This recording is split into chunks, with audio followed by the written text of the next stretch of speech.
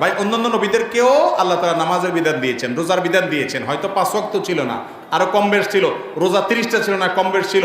এই ক্যাটাগরির ইবাদত অন্যান্য নবী রাসূলদেরও ছিল। আর হজ, এটা ইব্রাহিম আলাইহিস সালাম বাইতুল্লাহ নির্মাণ করেছেন, তারপর থেকেই বিভিন্ন নবী রাসূলদের উপরে সেটাও কি ছিল, নির্দেশ ছিল।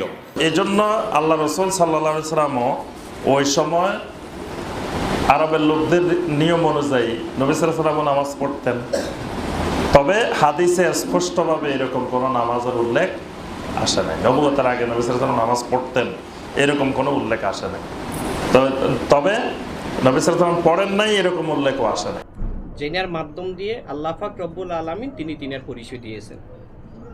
সে নবী মুহাম্মদ রাসূল সাল্লাল্লাহু আলাইহি ওয়াসাল্লামের উসিলা কোরআন, নামাজ, কলমা, রোজা নাজিল হয়েছে তার নবীর জন্য নয়, উম্মতের জন্য। এর কারণটা কি? এর কারণ হলো যিনারা জাহিরি জগতের মধ্যে জন্মগ্রহণ করেছে, দুনিয়ার দিকে আকৃষ্ট, দুনিয়ার দিক থেকে ফিরিয়ে যেন আল্লাহমুখী হইতে পারে, যিনার মধ্যে আল্লাহ সব সময়ের জন্য জাগ্রত, এবং শিশুর থেকে জৈবন থেকে বৃদ্ধ সময় পর্যন্ত সব সময় নবীর মধ্যে আল্লাহ জাগ্রত ছিল। বিদায়ী তিনাকে বিভিন্নভাবে আল্লাহ পাক রব্বুল আলামিন কুদরতির মাধ্যমে সাহায্য করেছেন এবং নিয়ামত বর্ষিত করেছেন, তিনাকে সাহায্য করেছেন। যেমন তাইফ নগরে মেঘের ছায়া দিয়েছে বা মরা গাছ জাতা হয়েছে। তো একটা হলো আল্লাহর রহমতের কুদরতি, আল্লাহর কুদরতি অনুযায়ী তিনাকে সাহায্য করেছেন শান্তির জন্য, নিরাপদের জন্য। আরেকটা হচ্ছে তিনার উসিলা মরা গাছ জাতা হয়েছে, তার মানে সেইখানে আল্লাহর রহমত বর্ষিত হয়েছে, নিয়ামত অবশ্যই। রহমত ও নিয়ামতের দুইটাই কিন্তু উম্মতগণের জন্য বা সমস্ত মাখলুকাতের জন্য, যার ভাগে যেমন প্রয়োজন। তো সেক্ষেত্রে আমরা বলবো নবী মুহাম্মদ রাসূল সাল্লাল্লাহু আলাইহি ওয়াসাল্লামের উসিলা কলমা, কোরআন, নামাজ, রোজা নাজিল হয়েছে, কিন্তু তার নবীর জন্য নয়। তবে নবী করেইয়া দেখিয়েছেন। যেমন এই রোজা আমাদের মধ্যে কবে থেকে চালু হলো, এটাই ছিল প্রশ্ন। এই প্রশ্নের উত্তরে আসে নবী যতদিন পর্যন্ত মক্কার নগরে ছিলেন ততদিন পর্যন্ত এই রোজার প্রচলনতা ছিল না। যখনই নবী মুহাম্মদ রাসূল সাল্লাল্লাহু আলাইহি ওয়াসাল্লাম মদিনাতে অবস্থান করলেন, 2 হিজরির ভিতরে আল্লাহর নবী রাসূল সাল্লাল্লাহু আলাইহি ওয়াসাল্লামের মাধ্যমে আল্লাহ পাক রব্বুল আলামিন এই রোজা নাজিল করলেন। রোজা যে একটি শব্দ, রোজার করণীয়, রোজার হাকিকত, এটা আল্লাহর নবী রাসূল সাল্লাল্লাহু আলাইহি ওয়াসাল্লাম মক্কার নগরে থাকতেই তিনি জানতেন। যার কারণে রোজার উদ্দেশ্য নয়, আল্লাহর উদ্দেশ্য তিনি সবসময় চলতেন। চলতে বেশিরভাগ সময় তিনি আমাদের রোজা হয়ে যেত। তার মানে তিনি ফজরের আগে অথবা নিশিতে কোনো খাদ্য আহার করতেন। তারপরে যে সারা দিনের মধ্যে যখন তিনার সামনে খাবার আকৃষ্ট থাকতো না বা খাবার খাইতেও না, অনেক সময় থাকতেও না, এর ভিতরে দিয়ে তিনার রোজা হয়ে যেত।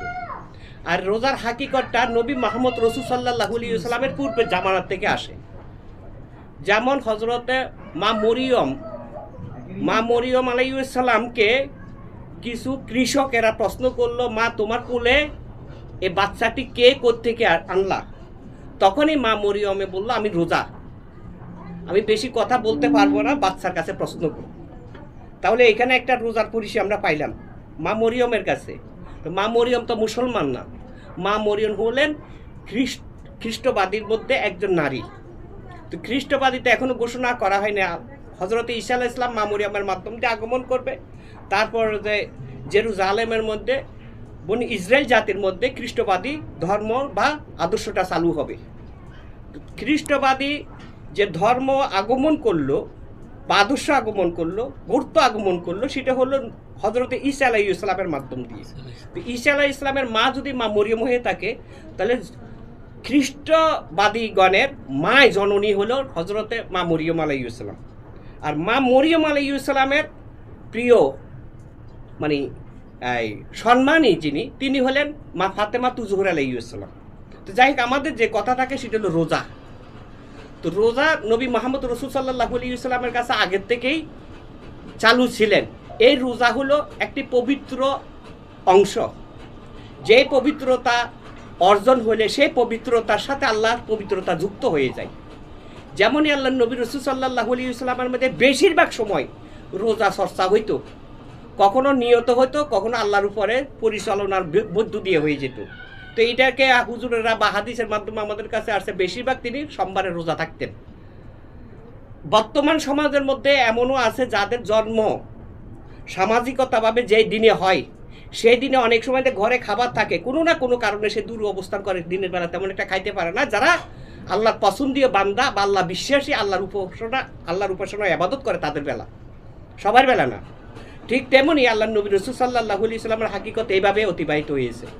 আর এখান থেকে কি হয়, এই আত্মা শুদ্ধির মাধ্যম দিয়ে, এটা রোজার অর্থ হলো সিয়াম সাধন পূর্ণ করা, তার মানে নিজের মধ্যে যে একটা পবিত্র আত্মা আছে এই আত্মাটাকে জাগৃত বা শক্তিশালী করা। যখন একটা মানুষে বেশি খায় না, আহার করে না, বেশি ঘুমায় না, তখন ধীরে ধীরে এই আত্মাটা এমনি জাগ্রত হয়ে যায়। আত্মা মানে হলো আত্মার অধিকারী, আত্মার হক একমাত্র আল্লাহ পাক রব্বুল আলামিনের। তো যেখানে আত্মা জাগ্রত হয়ে যায়, সে আত্মার সাথে, ওই আত্মার পবিত্রতার সাথে আল্লাহর পবিত্রতা যুক্ত হয়ে যায়। যখনই আল্লাহর পবিত্রতা যুক্ত হয়ে যায়, তখনই তার মধ্যে রোজাওয়ালা কথা বলে এবং রোজাওয়ালা দেখাও দেন। যেমনই লাইলাতুল কদর সামনে আসতেছে, তার মধ্যে একটা প্রমাণ আছে, যদি লাইলাতুল কদর কারোর মধ্যে নসিব হয়ে যায়, তার মধ্যে আল্লাহর পক্ষ থেকে আল্লাহর কোরআন নসিব হয়ে যাবে, যা এই মাহে রমজানের মধ্যে কোরআনের পরিচয় দেওয়া হয়েছে। কোরআনের পরিচয় দেওয়া হয়েছে মাহে রমজানের মধ্যে, আর রোজার পরিচয় দেওয়া হয়েছে শাবান মাসের মধ্যে। রোজা কিন্তু রোজার মাসে পরিচয় দেওয়া হয় নাই। শাবান মাসের 15 তারিখে শবে বারাত ছিল। কি ছিল? শবে বারাত। এই শবে বারাতের মাধ্যম দিয়ে, এই শবে বারাতের মধ্য দিয়ে রোজা নাজিল হয় আল্লাহ নবী রাসূল সাল্লাল্লাহু আলাইহি ওয়াসাল্লামের মাধ্যম দিয়ে উম্মতগণের জন্য, তাই বলে যে নবীর জন্য নন। তো সুতরাং এই রোজা যারা সঠিকভাবে পালন করতে পারবে, রোজা সঠিকভাবে যারা পালন করতে পারবে, তাদের মধ্যে পবিত্রতা অর্জন হবে। রোজা পালন করতে হলে রোজাওয়ালার সাথে সম্পর্ক করতে হবে, কারণ রোজা চর্চিত হয়েছে সর্বপ্রথমে নবী মুহাম্মদ রাসূল সাল্লাল্লাহু আলাইহি ওয়াসাল্লামের মাধ্যম দিয়ে। তাহলে তিনি হলেন রোজাওয়ালা। এই রোজা তিনার মধ্যে পবিত্রতা হয়েছে বিদায়, এই রোজা তিনার মধ্যে, তিনার আত্মার মধ্যে জাগ্রত, তিনি আত্মার মধ্যে জাগ্রত, তিনি জন্মের পর থেকেই ছিল। তারপরও এই যে দেহটার মধ্যে যদি বেশি খাবার পড়ে, তখন সেটা নিদ্রার দিকে টানে। আর যখন খাবারটা কম থাকে, সীমিত থাকে, আল্লাহর ধ্যান খেয়ালে থাকে, প্রেমের আকৃষ্টের মধ্যে থাকে, যেমন রাসূলের প্রেম আর দুনিয়ার প্রেম, দুই প্রেম কি এক? কখনো দুই প্রেম এক না। একটা হলো দুনিয়ার দিকে, কিন্তু এটা আবেগ অনেক বেশি থাকে কিছুক্ষণ। আর একটা হলো রাসূলের দিকে, সেখানে রাসূলের সম্পর্ক তাতে আল্লাহর রহমত ও মেহেরবান বর্ষিত হয়, আর সেটা অনন্তকালের জন্য জীবিত হয়ে যায়। তো সেই ক্ষেত্রে হচ্ছে প্রেম এক প্রকারের না, প্রেম হলো 3 প্রকার। 3 প্রকারের মধ্যে দুটো বিশেষভাবে, একটা হলো দুনিয়ার দিকে আর একটা হলো রাসূল সাল্লাল্লাহু আলাইহি ইসলামের দিকে। তো রাসূল সাল্লাল্লাহু আলাইহি ইসলামের সাথে প্রেম করা মানে আল্লাহর সাথে প্রেম করা। তা আল্লাহর সাথে প্রেম করলে বিনিময় কি আসবে? আল্লাহর পক্ষ থেকে আল্লাহর রহমত আসবে স্পেশাল। সে প্রেমের মাধ্যমে যদি কোনো ব্যক্তি যদি অনাহারের দিন যাপিত হয়ে যায়, তার রোজা হয়ে যায়। রোজার নিয়তে হয়, আবার রোজা কর্মের মাধ্যম দিয়ে, উপাসনার মাধ্যম দিয়ে এবং আল্লাহর চিন্তা চেতনাতার মাধ্যম দিয়ে হয়ে যায়। এই জন্যে একটি মাস নির্ধারিত করা হয়েছে মাহে রমজান। মাহে রমজানটা হলো আনুষ্ঠানিকতাভাবে, যৌতুকতাভাবে সমস্ত উম্মে মুসলমানের জন্যে। এই মাসটার মধ্যে তুমি রোজা থাকো, যদি রোজা থাকো, ধীরে ধীরে তোমার আত্মাটা জাগ্রত হয়ে যাবে, শরীরের মধ্যে একটা সুস্থিতা চলে আসবে এবং তোমার মধ্যে আত্মবিশ্বাস বৃদ্ধি পাবে। যদি তোমার রোজাটা সঠিকভাবে পালন হয়, তোমার মধ্যে আল্লাহর পবিত্রতা বর্ষণ হয়ে যাবে, যাহা দিয়ে তোমার জন্মজীবনটা ধন্য হয়। যেমন লাইলাতুল কদর যদি কারোর মধ্যে নসিব হয়ে যায়, তার মধ্যে একটা পবিত্র বাণী, একটা কথা আসতে পারে ইলহামের মাধ্যম দিয়ে। ইলহাম মানে হলো একটা গায়ে, অর্থাৎ একটা মানুষের যখন কালাম পড়তে পড়তে, জিকির করতে করতে নিদ্রার ভাব পড়ে যায়, তখনই তার মধ্যে একটা কিছু আসতে পারে। তবে এখানে কথা আছে কি, কলমাওয়ালার সাথে সম্পর্ক করা।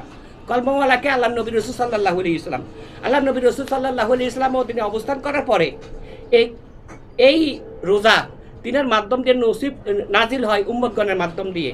আর এই রোজা সম্পর্কে পবিত্র কোরআন শরীফের সূরা বাকারার 183 থেকে 85 নম্বর আয়াতের মধ্যে সম্পূর্ণ বর্ণনা রয়েছে। তো কাজে আমরা রোজা জিনিসটা হলো পবিত্র এবং রোজা হলো ফরজ। এই ফরজ রোজা দেখা যাচ্ছে আজকের এই সমাজের মধ্যে বেশিরভাগ মানুষের রোজা থাকে না, আবার বেশিরভাগ নারীরা রোজা থাকে। এরকম কথা আছে কিনা, সত্যটা আছে কিনা? তো যারা রোজা থাকে না তারা জানে রোজার একটা ফজিলত আছে, পবিত্রতা আছে। যারা জানে অতীতে ছিল, আবার বহু সময় দেখা যাইতেছে তারা খাবার দাবার খাচ্ছে, আবার রোজাকেও সম্মান করতেছে, কিন্তু তারা রোজার প্রতি তেমন একটা আকৃষ্ট না, তবে রোজাকে সম্মান করতেছে। এটা হলো তরিকতের অন্তর্ভুক্ত কিছু কিছু মানুষ, যেমন বালা বালা পীরেরাও, আমি এই কথা বললে কিছু কিছু পীরেরা আমার পুরো অসন্তুষ্ট হয়ে যাবে। বালা বালা কিছু কিছু পীরেরাও চিন্তা করতেছে রোজার একটা কাজ ভিন্ন বিষয়। রোজার কাজ হলো সমস্ত খারাপির থেকে মুক্ত থাকা, বেঁচে থাকা। তো আমি তো এমনি রোজার থেকে বেঁচে আছি, সবসময় আল্লাহ চিন্তা চেতনার মধ্যে আছি। কখনো কখনো দেখা যাইতেছে আমার কাছে কোনো খাবার আসে, সেটা আমি ভালো লাগলে গ্রহণ করি। আবার কখনো কখনো আমার প্রয়োজন, কিন্তু কারোর কাছে আমি চাইতে পারি না, কারণ আমি দুনিয়ার খাবার যদি কারোর কাছে চাইয়া গ্রহণ করি, তাহলে আমি দুনিয়ার আকৃষ্ট হয়ে গেলাম। এমন কিছু পুরুষেরা আছে, তো যারা এইরকম পরিস্থিতিতে চলতেছে, তাদের রোজা সবসময় চলতে থাকে। তো তাদেরকে বেরোজগারি কখনো বলা যাবে না। তবে আনুষ্ঠানিকতা একটা মাস আছে, সেটা হলো মাহে রমজান। মাহে রমজানের মধ্যে 30 রোজা পালন করা, 30 রোজার মধ্যে সব রোজাতে কিন্তু লাইলাতুল কদর নসিব হয় না, যে কোনো একটাতে হয়ে যায়। লাইলাতুল কদর 27 রমজানও হইতে পারে, রমজানও হইতে পারে, লাইলাতুল কদর নসিব হয়ে যাওয়া এটা মুসলমানের জন্য একটা বিশেষ ভাগ্যের নসিবের ব্যাপার, যার পরে রহমত বর্ষিত হয়।